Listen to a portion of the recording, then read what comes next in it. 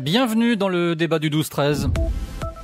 La crise du tourisme à La Réunion, c'est dans l'actu ce midi sur La Première. L'objectif de 600 000 touristes peut-il être atteint? On en est loin selon les derniers chiffres. Beaucoup d'explications, notamment la mauvaise publicité sur la présence des requins autour de nos côtes. Il y a aussi la question de la continuité territoriale et puis les choix opérés en matière de communication ont des options loin de faire l'unanimité. On fait le point avec vous au standard et par SMS au 608 335. Réunion Première. Chaque jour, le 12-13 vous donne la parole. Exprimez-vous, donnez votre avis, participez au débat. 0262 99 2000. Réunion Première. Et pour débattre de cette vaste question du tourisme, Patrick Servaux, le président par intérim de l'IRT, l'île de la Réunion Tourisme, Catherine Châtel, présidente du Club Tourisme qui revendique quelques 65 adhérents, et Christophe Mulquin, ancien entraîneur du Pôle Espoir de surf à la Réunion. Bonjour à tous les trois. Bonjour. Patrick Servaux, c'est la première fois que vous vous exprimez dans les médias depuis la démission de Jacqueline Farerol. Elle accuse la presse d'en faire des tonnes sur la crise requin. Qu'est-ce que vous pensez de ça? Je pense que Jacqueline a parlé avec son mode de communication à elle. Je ne pense pas qu'elle ait voulu accuser la presse et mettre en avant uniquement la crise requin. Je pense que ce qu'on peut appeler la crise requin, c'est un des éléments qui aujourd'hui impacte la destination Réunion. Mais ce n'est pas le seul élément. Vous occupez l'intérim à la présidence pour le moment. Est-ce que vous êtes intéressé pour rester président de l'IRT plus longtemps? Question importante. Disons que... Est-ce que vous êtes candidat? Être président de l'IRT n'est pas une fin en soi. Je pense que si mes compétences peuvent servir au développement économique de la Réunion, en particulier du secteur du tourisme, oui, je suis intéressé par cette mission très difficile. Je le disais chez un confrère à vous que j'ai vu qu'au cours des dernières années, tous les présidents de comités du tourisme, et l'île de la Réunion Tourisme, c'est un comité régional de tourisme, tous les présidents se sont fait tirer dessus. Donc aujourd'hui, je ne suis pas encore président. Si je le deviens, j'ai intérêt d'enfiler un gilet pare-balles parce que je m'apprêterai à prendre des coups, parce que tous les présidents de comité du tourisme prennent des coups à la Réunion. Est-ce qu'il faut un président à temps plein? Je pense que c'est une mission importante. Un président qui veut véritablement présider cette institution doit beaucoup s'y investir, donc il faut du temps et y être au quotidien, tout à fait. Catherine Châtel, 470 000 touristes en 2010, année record, chiffre tombé à 416 000 l'année dernière. Est-ce qu'on peut encore considérer le tourisme comme un des piliers de l'économie réunionnaise? Plus que jamais. Plus que jamais, parce que pour moi, vous disiez tout à l'heure, l'objectif qui avait été fixé était de 600 000 touristes d'ici 2015. Je ne pense pas, pour moi, que ce soit un objectif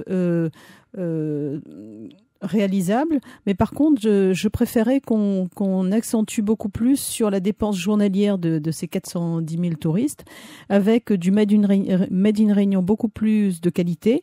Et ça créerait à ce moment-là des emplois dans l'artisanat, dans l'hôtellerie et même dans l'agritourisme, parce qu'on sait que la dépense journalière aujourd'hui est de 43 €, alors qu'il faudrait la passer à 60 €. Et à ce moment-là, la valeur ajoutée du touriste serait beaucoup plus porteuse par rapport à l'économie, plutôt que d'avoir 600 000 touristes dont on ne saurait pas aujourd'hui où les mettre et quoi en faire. Mais est-ce que ce tourisme haut de gamme, que vous appelez de vos voeux, correspond à l'image de la Réunion? On est une destination long courrier. On a pour l'instant peu de structures et il est plus facile d'atteindre ce tourisme en montant en gamme. Ça ne veut pas dire non plus faire du luxe. En montant en gamme les établissements qu'on a et les structures qu'on a, plutôt que de dire qu'on va faire du tourisme de masse, alors qu'on sait que déjà, le fait d'être en long courrier, nous avons un point à passer qui est l'aérien. L'aérien n'est pas cher en soi, sauf si on prend un billet sec et si on reste sur la structure actuelle. Donc il y a d'autres choses à voir avant de cibler les 600 000 touristes. Christophe Mulquin, vous qui avez créé la toute première école de surf à La Réunion, quel regard vous portez sur ces attaques de requins à répétition? Une fois encore, en écoutant vos deux invités, je constate que tout le monde a raison et tout le monde a un petit peu tort. parce que dire que effectivement la baisse du tourisme à La Réunion, ce n'est pas exclusivement la crise requin, c'est vrai, mais il faut quand même avouer que la crise requin à partir de septembre 2011 a été le catalyseur de la descente de la fréquentation des touristes à La Réunion. Donc, Madame parle de l'aérien. Effectivement, c'est un gros problème puisque aujourd'hui, on peut constater que nos deux compagnies aériennes alignent leur coût du billet d'avion en fonction du calendrier du rectorat, c'est-à-dire des vacances scolaires. Donc, on met des prix chers lorsque les gens peuvent se déplacer. Donc, ça aussi, c'est un frein. Mais maintenant, pour vous répondre tout à l'heure, quand on dit que les médias en font trop. Alors moi je ne crois pas que les médias en font trop, ils font leur travail et quelque part les professionnels du tourisme, enfin nous qui sommes des observateurs très fins de cette crise, ont tenté d'esquiver un petit peu la problématique requin. Dans un premier temps, cette crise du nautisme était hurlé par 500 personnes et nous déjà il y a 3 ans on disait qu'on allait droit vers un chikungunya et effectivement on n'en est pas au chiffre du chikungunya mais effectivement la crise requin aujourd'hui est rentrée dans l'inconscient collectif du français moyen ou haut de gamme si j'ose dire pour rebondir voilà oui tout à fait européen et aujourd'hui vous allez dans la campagne française et vous dites Réunion ils disent requin et dans l'inconscient collectif aujourd'hui cette image est très très forte et je crois qu'il y a des stratégies qui doivent être complètement changées pour pouvoir dire que la crise requin était un épisode malheureux qui a duré trop longtemps. Quelles conséquences en termes d'emploi beaucoup de structures ont dû mettre la clé sous la porte. Comment vous le chiffrez, ça, Patrick Cerveau ? Je crois qu'on ne peut pas s'avancer en disant que les structures ont fermé leurs portes. Les structures souffrent actuellement, elles ont du mal à fonctionner, les chiffres d'affaires ont baissé, les entreprises n'ont pas employé parce que le niveau de clientèle a baissé. Et nous devons impérativement repartir, décoller, continuer à communiquer sur la destination Réunion. Je partage ce que disait Christophe Mulquin, communiquer différemment, mais communiquer de manière positive pour que nous retrouvions à La Réunion une image positive de la destination. Alors sur quoi on peut positiver, Catherine Châtel, finalement ? Alors, même si on reprend sur les problèmes de la mer, il y a une biodiversité ici qui est mal connue, en tout cas mal communiquée. Vous disiez tout à l'heure la surmédiatisation de la crise requin. Moi, effectivement, je trouve qu'il y a eu un petit peu de surmédiatisation, surtout parce qu'il n'y en a pas eu d'autres de messages. Et si on avait su communiquer sur des aspects positifs, parce que la biodiversité de la Réunion, c'est également le vert, c'est le rouge avec le volcan, c'est le bleu avec les lagons, les bassins de baignade. Donc c'est toute la communication positive qui n'a pas été assez forte et assez entendue par rapport à ça. La crise également, c'est la crise économique.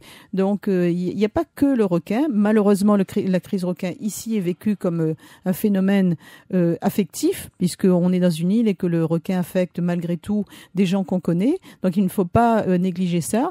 Mais il y a eu à l'OMT, donc l'Organisation mondiale du tourisme qui a eu lieu en novembre, et il y a un expert reconnu qui a dit surtout, ne soyez pas coupables de ces morts, elles sont regrettables, mais il faut essayer de positiver. Monsieur Mulquin disait tout à l'heure, on est connu partout grâce ou à cause de cette crise, mais profitons de ce canal médiatique pour essayer de positiver ces messages. Et donc, c'est là-dessus que nous essayons d'agir. Le développement du tourisme en débat sur Réunion Première ce midi. C'est dans l'actu. Prenez part au débat 02 62 99 2000. Et c'est Philippe de Saint-Paul qui a été le premier à composer le numéro du Standard et à avoir Alexandra au bout du fil. Bonjour Philippe. Bonjour à tous sur le plateau. On vous écoute. C'est toujours très intéressant, mais pour moi, tous ces discours, c'est vraiment du parler à croire que vous ne connaissez même pas votre île. Deux choses. J'ai une image consternante sur l'accueil du dernier paquebot.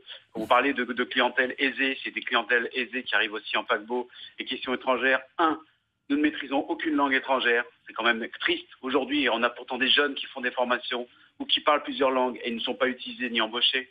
2, il y avait une jeune dame qui vendait, qui faisait ce qu'elle pouvait, des samoussas, je ne sais pas si vous avez vu cette image, qui était habillée, franchement, je veux dire, mais donnons-nous l'image de code de propreté, d'accueil, parce que c'est ça, le tourisme, c'est l'accueil. Donc ça faisait pitié. Et un tourisme étranger qui a toujours des peurs de ce qui est nouveau et dans les normes d'hygiène qui sont absolument pas les nôtres, surtout les anglo-saxons.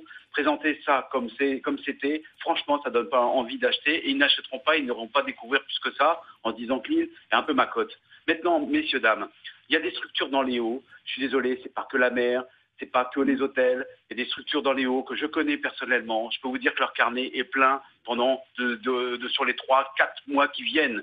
Pour avoir une place, il faut attendre parfois 6 mois. Il y a des choses. Allez voir ces structures, allez comprendre pourquoi cela fonctionne, pourquoi eux fonctionnent et pas en bas. Donc je veux dire que c'est ça aussi le tourisme. C'est pas uniquement se regarder le nombril sur la côte balnéaire et quelques grosses structures, c'est aussi de voir la richesse de notre île qui est certainement celle des Hauts. Monsieur Luquin, ma fille a fait du surf. C'est certain, on a pris un coup du surf, mais la Réunion, c'est pas non plus que le surf. Malheureusement, effectivement, on a perdu du temps. On aurait pu toucher une clientèle pour le surf, que ce soit d'Afrique du Sud ou ailleurs. On l'a perdu, ça je suis d'accord. Mais arrêtons de parler, je veux dire, ne serait-ce que de voir les images qu'on nous montre sur les petits spots et qui sont véhiculés après en métropole sur le tourisme Réunion, ça fait pitié. Alors Philippe, avec des millions qu'il y a, je suis désolé, on n'avancera pas. Merci pour votre intervention, Philippe, depuis Saint-Paul. On va laisser Christophe Mulquin répondre sur le fait que le surf, c'est un aspect, mais ce n'est pas évidemment tout le tourisme. Ça sert tout de même à développer le tourisme. Ce monsieur a raison sur l'ensemble de son intervention. En revanche, il ne faudrait pas limiter monsieur Mulquin au surf et la crise requin au surf. Ça, c'est absolument faux. La crise requin, ça touche l'ensemble du nautisme et ça touche l'ensemble du tourisme bleu.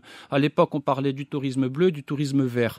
Donc, ce monsieur a entièrement raison sur le tourisme vert. Ça fonctionne, ça marche, c'est un atout, effectivement. Mais sur le public européen, puisque c'est de ça qu'on parle, il y a peu de tourisme qui viennent à La Réunion exclusivement pour la randonnée. Ce type de public européen, je parle, s'ils veulent faire de la randonnée, du trekking, ils vont aller au Maroc ou bien ils vont aller au Népal.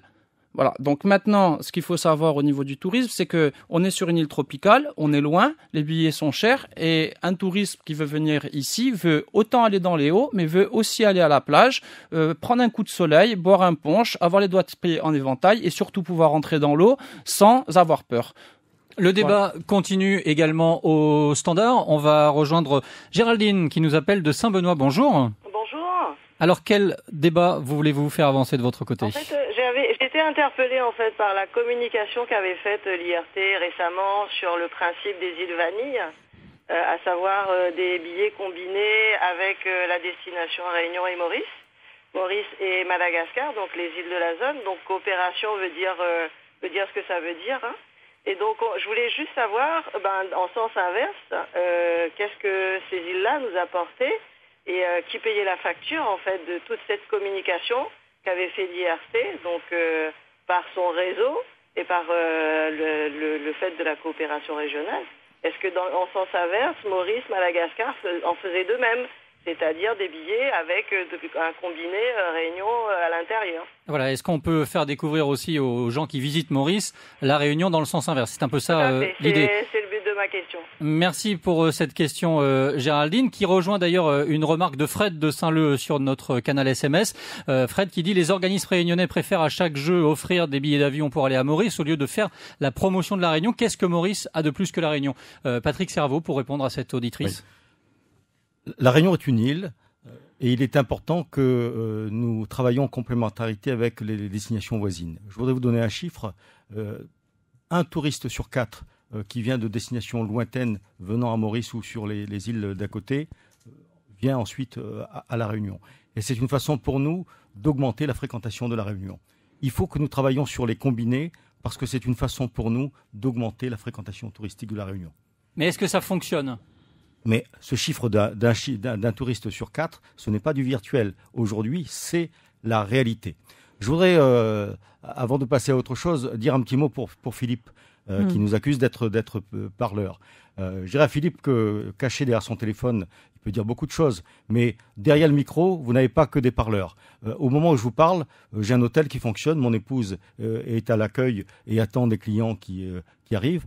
Philippe, nous travaillons au quotidien, du lundi au dimanche et du 1er janvier au 31 décembre. Nous ne sommes pas uniquement des parleurs. Et dans ce département, vous avez beaucoup de spécialistes du tourisme. Il y a 850 000 Réunionnais, il y a presque autant de spécialistes. Oui, c'est comme pour le football et les sélectionneurs. C'est un peu la même chose. C'est ce que disait Pierre Vergès ce matin. Si vous permettez, moi, pour justement compléter ça et répondre entre autres à Philippe, dans ma première intervention, je disais que justement la biodiversité, c'était tout. C'était pas que la mer et il fallait valoriser les eaux également et ça répond tout à fait à sa question.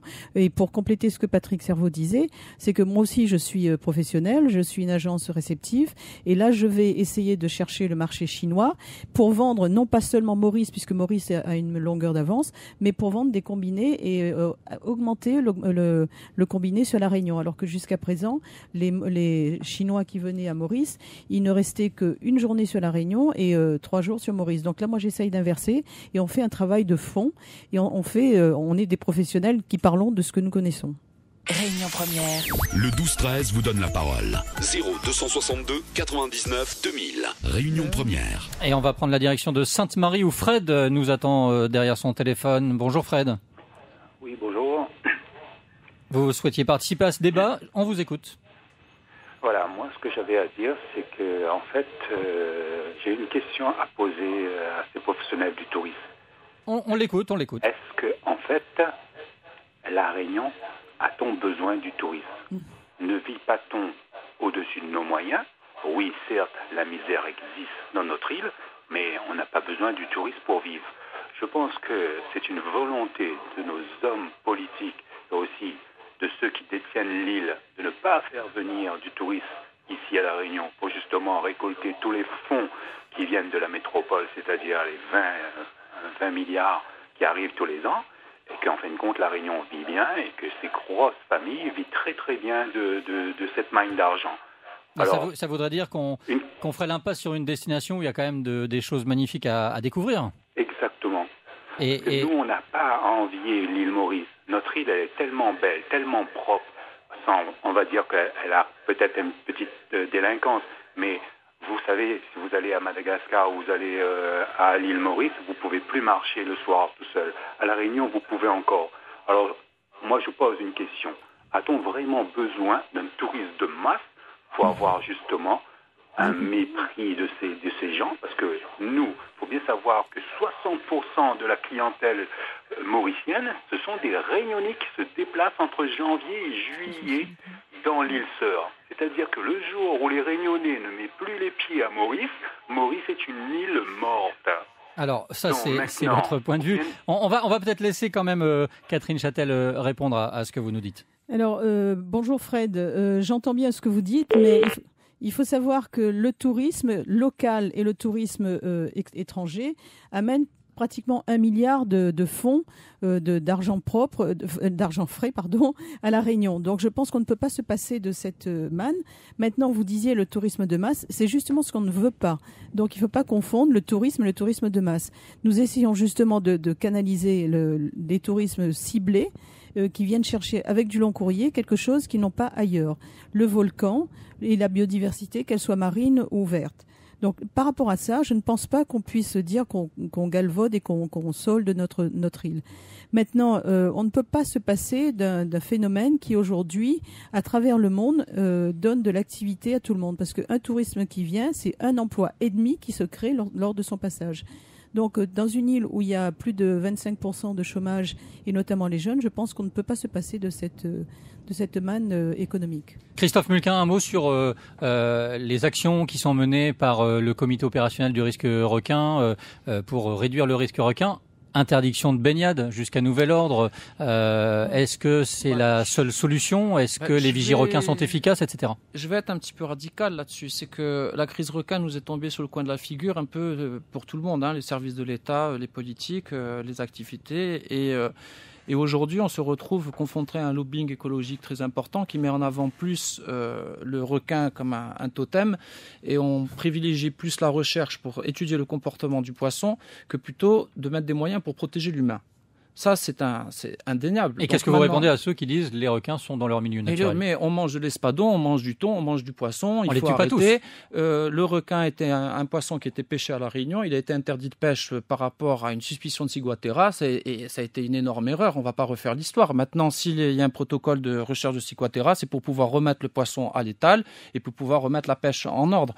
Donc, si vous voulez, par rapport à ça, la chose qui se passe maintenant, c'est qu'il faudrait pas arrêter les études scientifiques, hein. Il faut pas dire ça. Ce qu'il faut faire, c'est que de façon parallèle, continuer l'étude comportementale parce que de toute façon, c'était très intéressant. Mais c'est surtout qu'il faut mettre autant de moyens sur la protection des activités nautiques pour qu'on puisse, en Europe, arrêter de penser qu'on n'a que du requin à La Réunion. Tout simplement. Et à ceux qui disent qu'il faut faire une croix sur la façade maritime et tout réorienter vers le vert. Je crois, je vais enfoncer une porte ouverte, je ne vais pas me faire mal à l'épaule. Je crois qu'on est sur une île. Oui. Hein? Donc dire qu'on tourne le dos à la mer, c'est pas possible. C'est un patrimoine, la mer. C'est une richesse à tous les niveaux, au niveau de la pêche traditionnelle, au niveau de la plongée sous-marine, au niveau de toutes les activités nautiques. Et le tourisme à l'égard du nautisme à La Réunion le nautisme est un facteur très important pour le tourisme. C'est évident. Un touriste ne va pas venir sur une île pour ne pas regarder la mer. C'est Bien aussi sûr. simple que ça. Alors, le littoral, c'est pas seulement la plage. Patrick Cerveau, qu'est-ce qu'il y aurait d'autre à mettre en valeur côté maritime sans prendre de risques en se baignant? Il y a tout un ensemble d'activités nautiques. Par exemple, la plongée aujourd'hui, c'est une activité qui fonctionne bien. Et qui, c'est pas ce que disait Philippe de Quitonon dans le débat tout à l'heure. Quand je dis qu'elle fonctionne bien, elle fonctionne. Celui qui veut aller plonger, Elle est fragilisée quand même. il peut aller plonger. L'activité a diminué. Ça, c'est la conséquence de l'image de La Réunion aujourd'hui sur le plan nautique. Mais l'activité aujourd'hui est ouverte et elle fonctionne. C'est ça que je voulais dire. Il y a la question du prix des billets d'avion qu'on n'a pas abordé encore. Enfin, on en a parlé rapidement tout à l'heure. Qu'est-ce qu'on peut faire? Est-ce que c'est une fatalité que les billets soient si chers ou est-ce qu'il y a des actions qui peuvent être menées? Pour qu'on comprenne bien les choses, je voudrais faire quelques constats. En 2013, par rapport à 2012, le prix des billets d'avion a augmenté globalement de 20%. Nous avons eu en 2013, par rapport à 2012, 72 000 sièges de moins offerts à la clientèle. Nous avons eu en 2013 beaucoup plus de Réunionnais qui ont voulu partir, notamment en métropole, grâce à la continuité territoriale et qui ont rempli des avions. Résultat, les prix ont mécaniquement monté, notamment au mois de juillet-août où la demande pourrait être forte. Mais les clients préfèrent aller sur des destinations où le billet d'avion est bien moins cher plutôt que de venir à La Réunion. Je crois que nous devons travailler là-dessus, faire en sorte que, notamment sur cette période de juillet-août, que les prix soient davantage acceptables que ce qu'ils le sont aujourd'hui. Il faut 30 secondes de conclusion, Catherine Chadel, on arrive au terme du débat. Comment faire remplir, parce qu'aujourd'hui les avions sont pleins et les hôtels sont vides, donc il y a peut-être juste avec l'éducation nationale à voir si on peut décaler ne serait-ce que d'une semaine certaines vacances pour pouvoir remplir sur ces semaines supplémentaires. Ça ferait 6 semaines supplémentaires différentes et le tourisme serait un petit peu plus, enfin les limites seraient un peu bougées. Merci Catherine Chadel d'avoir participé à ce débat. Merci aussi à vous Christophe Mulquin et à Patrick Cerveau qui est donc président par intérim de l'île de La Réunion Tourisme. Prochain débat demain. Excellente journée à tous. Réunion première. Le 12-13, Réunion première.